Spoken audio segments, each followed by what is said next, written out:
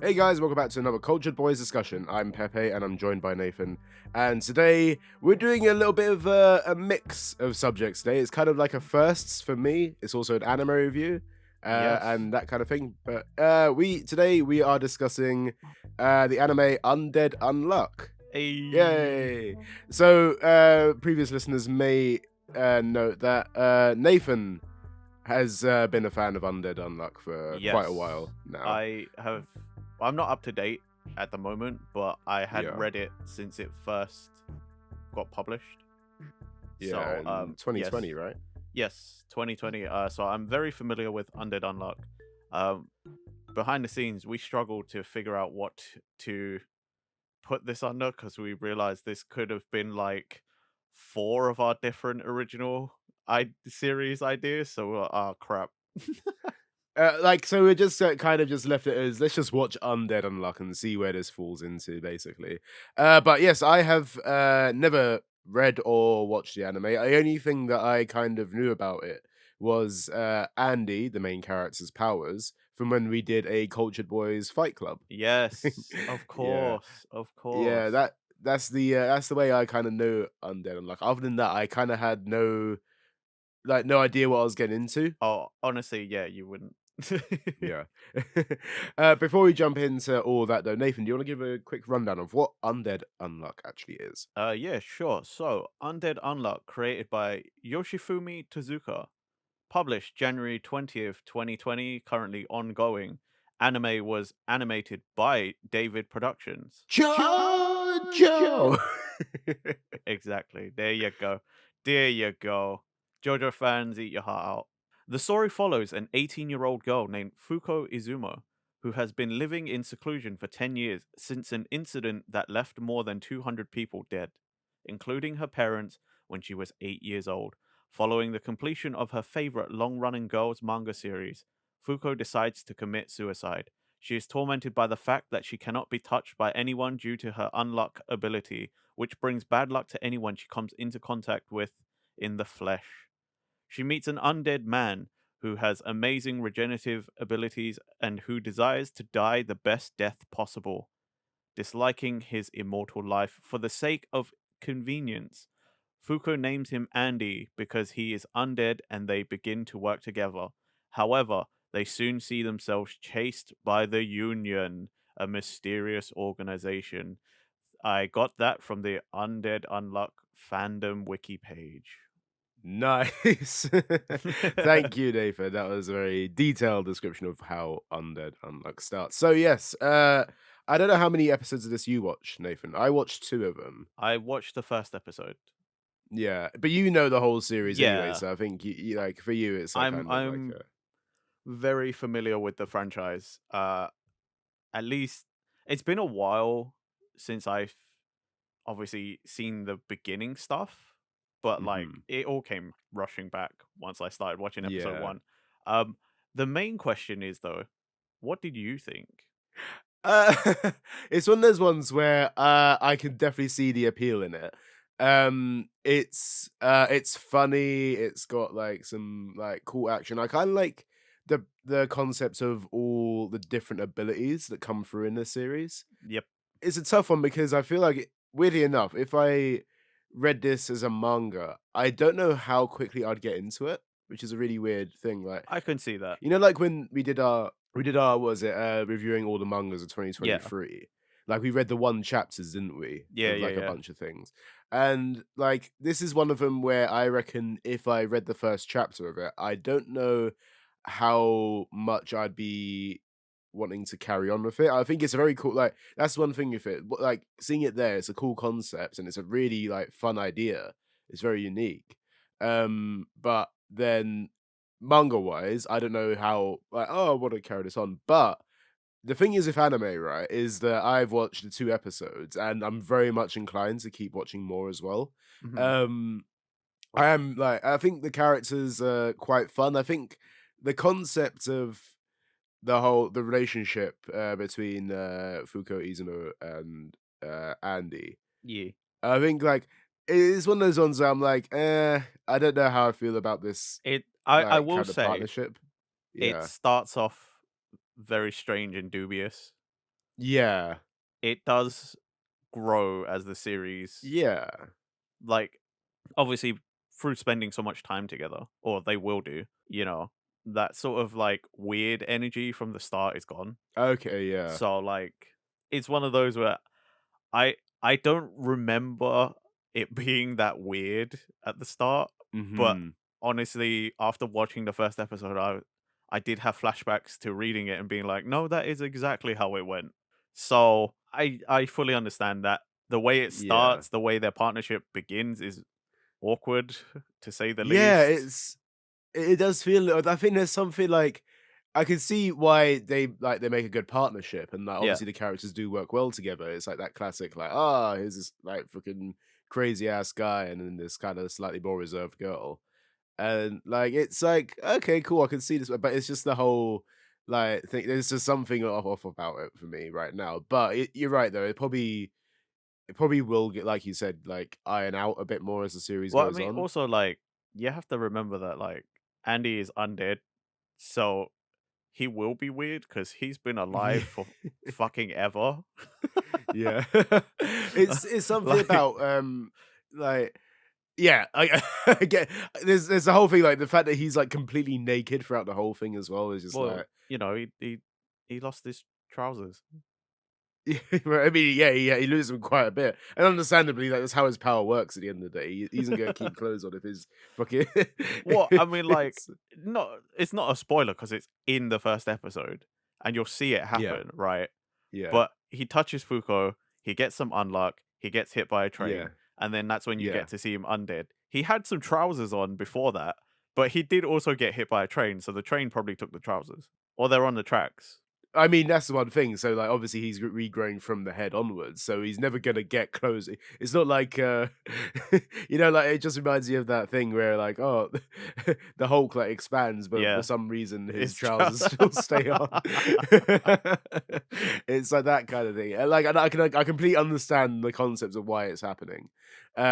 It's just one of those. I was like, yeah, okay, yeah, he's just naked throughout the whole time. And it just seems to be that running joke right now, like where he is just like completely naked, where he's Well, just fighting yeah. everyone. Like, I mean, it's partly because, and we both know this from reading so much manga, hmm it's that like yeah, shonen slapstick comedy because it's like, ha yes, ha ha ha, he's naked, he's got his yeah.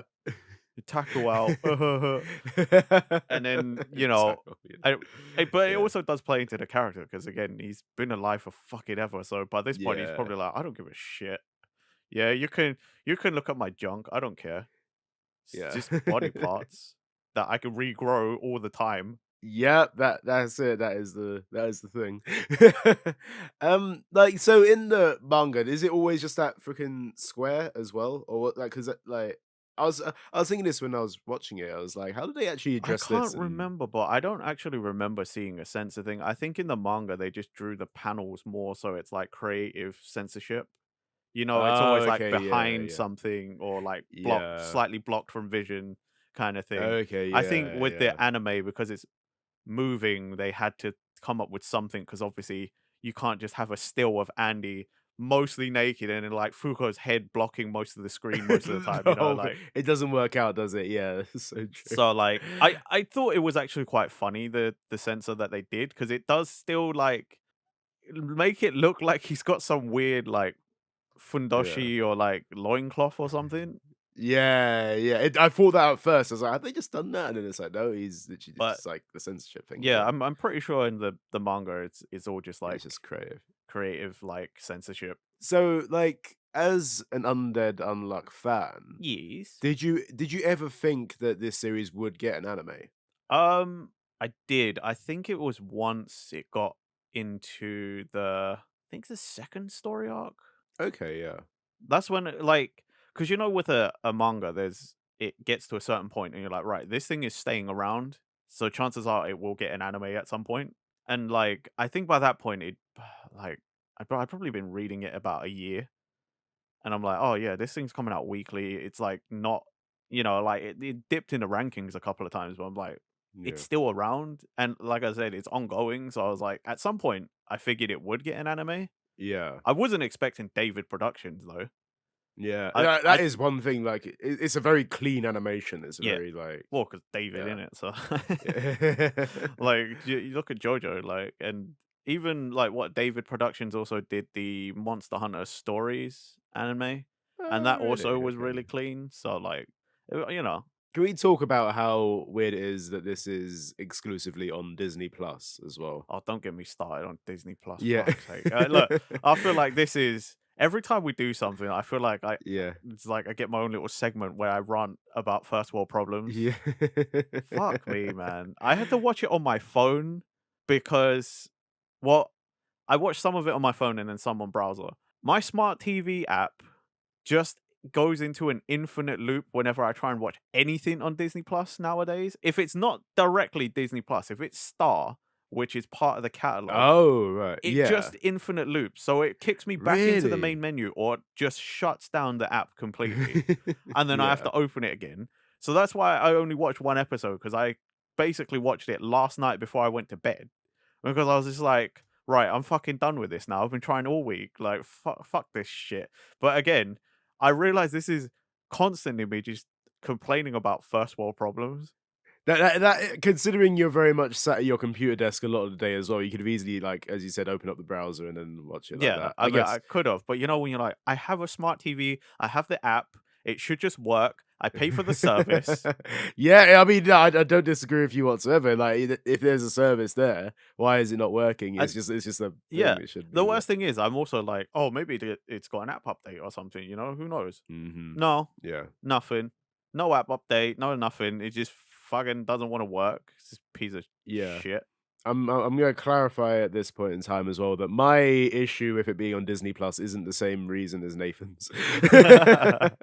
I just find the concept of anime on Disney very strange. However, it is also getting a lot of the big shonen ones as well. The fact that it's got Bleach Thousand Year War on there. Well, I mean, that's the problem of the modern day, isn't it? Is that stream wars the streaming wars means that we're getting the newest anime over here in the weirdest fucking places. Yeah, it's like it kind of reminds me of the fact like when Netflix first started doing anime, it was like the smallest catalog of animes. It was literally about 5 or 6 titles, and half of them you'd be like, "What well, most of them you'd be like, "What the hell is this?" Like, Yeah. I think, like, Hunter x Hunter got put on Netflix at one point. I was like, "Whoa, that's actually quite a big anime for Netflix. What the hell?" And now these days, Netflix is getting all sorts of anime. Like, it had JoJo Part 6 Yeah. exclusively, but Disney is just starting to get into it. They like the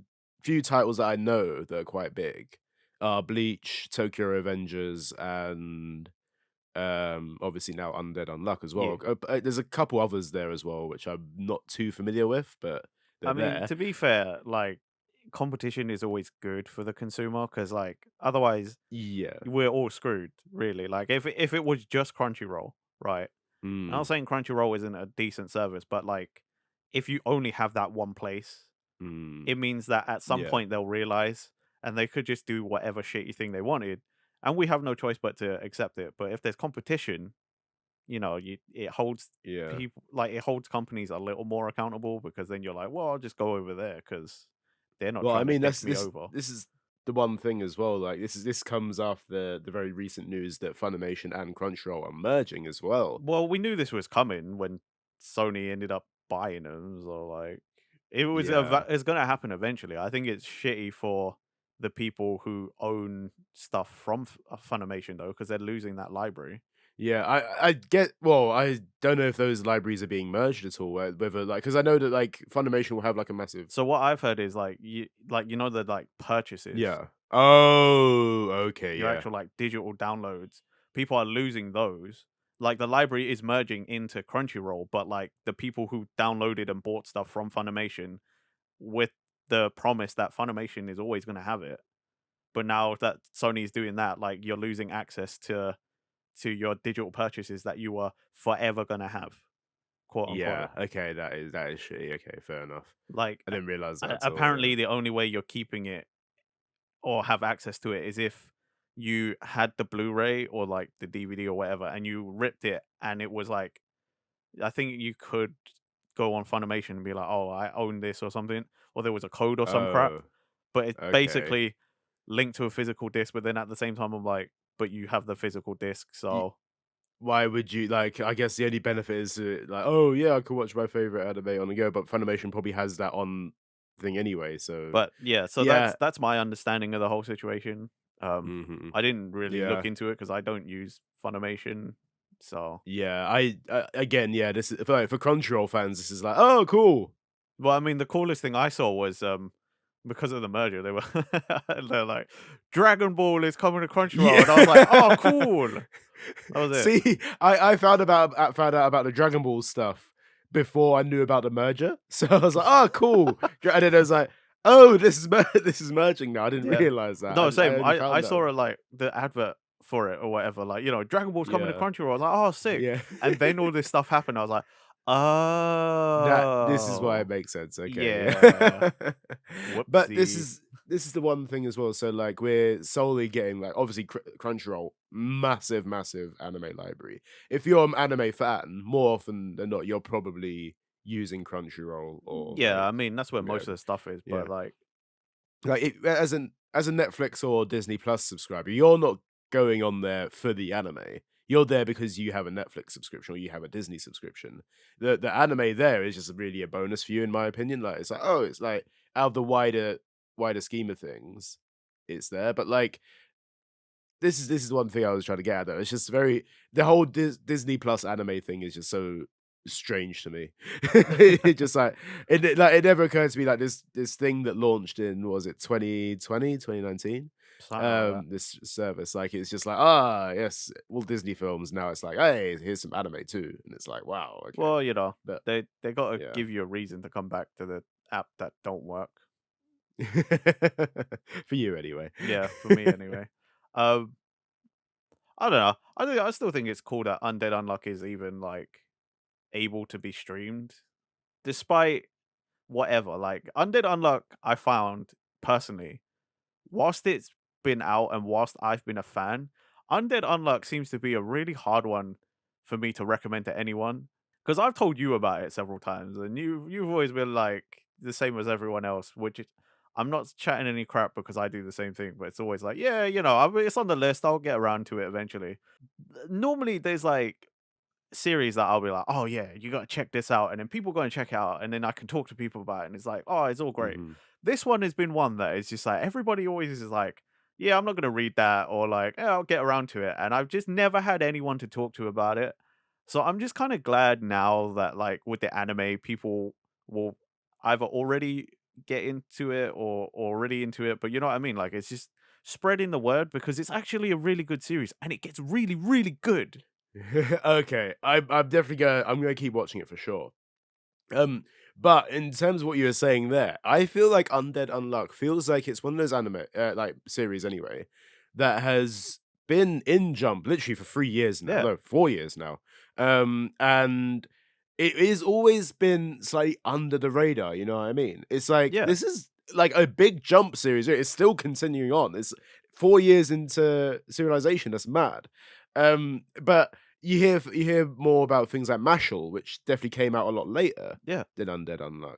And it's like, oh, okay, like Mashal gets mad praise like about what it does. And like it's like, oh, Mashal's really funny. But Undead Unluck, you're right, it goes so far under everyone. It's like very underrated in that sense. that's what's really annoying about it. Yeah. It's so good, and Yeah. it's a consistent, like, performer. It's it's been around for 4 years, man. I'm interested to see, like, because this is one thing about the story as well. Because obviously, where I'm at right now, it's Andy and Foucault trying to get into the union, Yeah, basically. But annoyingly, what was it when I backed out of watching episode 2? I was like, okay, cool, got to back out, whatever, do other did it not things. save where you were in I episode 2 or something? no, no. What happened is it showed me the cover art for the series, Oh, and in the cover art of the series, it shows them actually in the union with the red I'm ties and the okay, black suits and stuff. So I'm not gonna lie, yeah, that where you are right now is a very tiny part of the story. yeah, So, okay, the cover art spoiling you in that one section is not that important. I understand what you mean though, because you want it. You for as far as you know, they didn't do it or they did do it. Yeah. You don't Yeah, you know. don't know where it's going, you don't know and then I'm like, "Oh, okay, no, so they do get into the Union, Just basically, is what I'm yeah, seeing." I Yeah. understand that frustration, but yeah, honestly, it is the tiniest part. Them trying to Yeah. get in is literally like I think the first 5 chapters, maybe. Yeah, yeah. It I like mean, yeah, it's the wider scheme, it's yeah. very minuscule. Yeah, this is fine. Is I think it's more the fact like you just don't want Yeah, spoiler I know. story spoilers in general. You know what I mean? Because that's the one thing I didn't know how big that is gonna be. I didn't know whether that was gonna be the first arc or whether it's gonna be like Fair, fair, yeah. a thing. Yeah, so I had no clue how big that was gonna be or not. So I was like, okay, cool. It's clarification now that it's a small thing, but at the same time, it's like, you never know.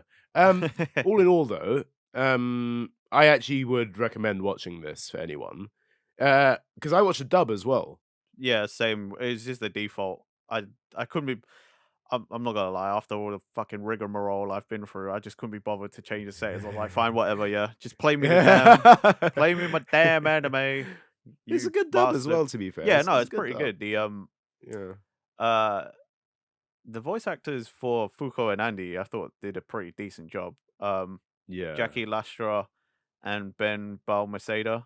Yeah. Like, Two I'm not really familiar with either. That's I'm the thing as not well. incredibly familiar either. I Yeah. did some research. They have been in some other stuff, but I don't think anything that I've seen. I think mostly what I've heard probably their voices in some video game stuff.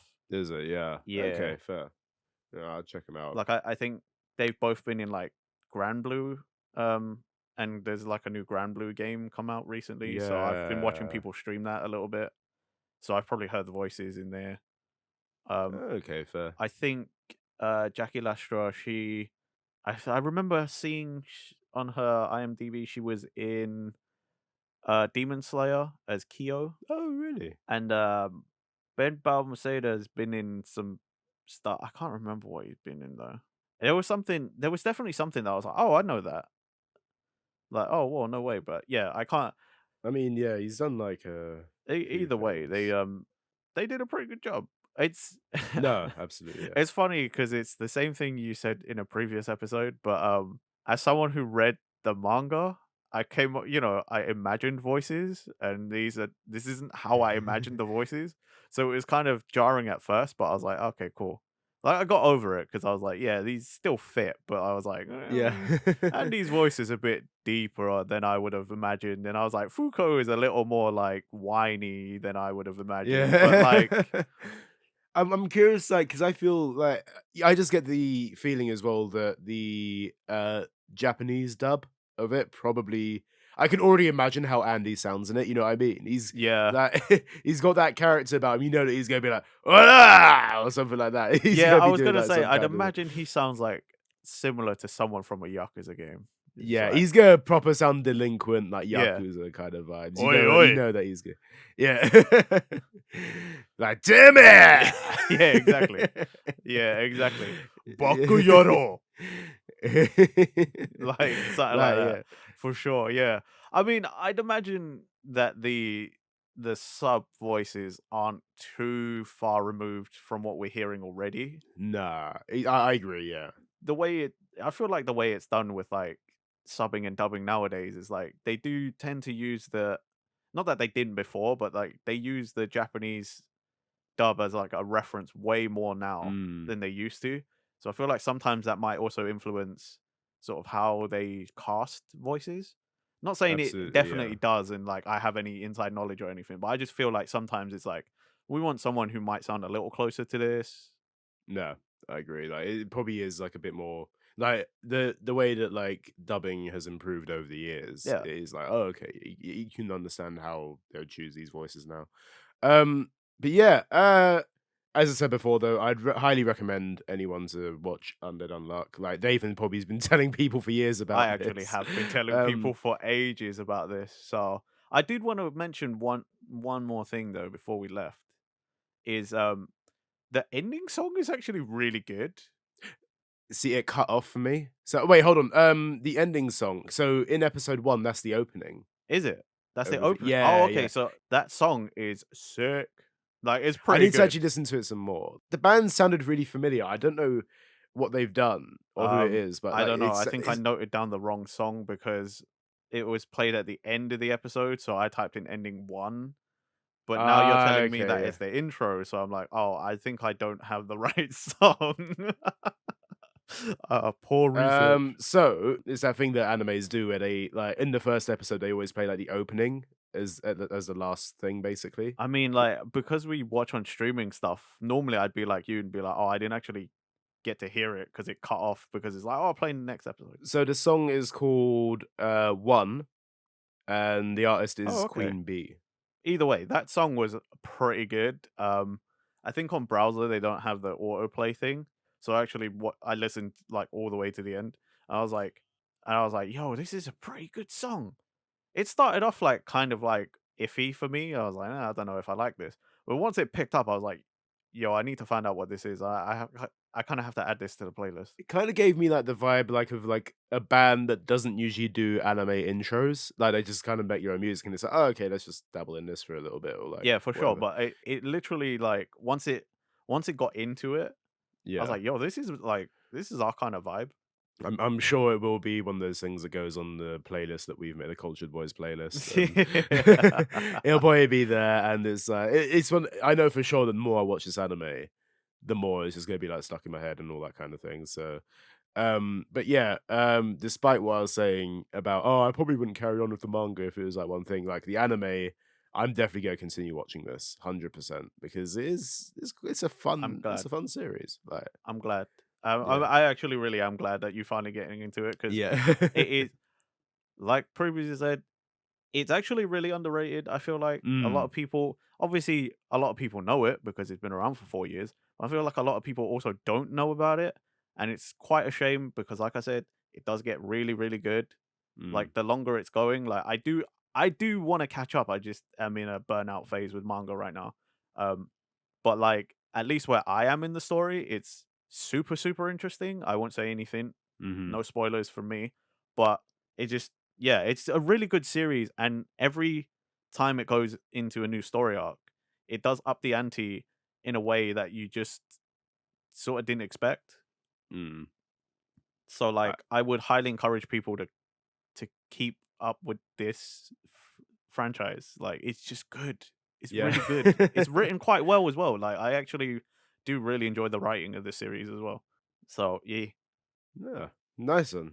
There we go. You've got our recommendations. Tell us your thoughts in the comments below. What you think of Undead Unluck? Do you think you're going to start watching it? Are you a fan already? Have you been a fan of the series for a while? Let us know in the comments. Anyway, but that brings this episode to an end. Thank you for listening, guys. Remember to like, comment, subscribe, hit that bell button for future Culture Boys videos. Check the links in our description. We've got our links to our podcast and our X platform there. And we shall see you guys next time for another Cultured Boys episode. Bye bye. bye.